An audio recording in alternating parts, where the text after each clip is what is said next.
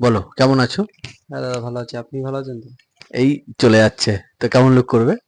Look, নতুন বিয়ে করেছি এখন।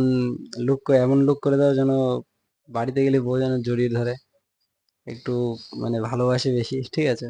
এমন একটা লুক করে দাও। ওকে,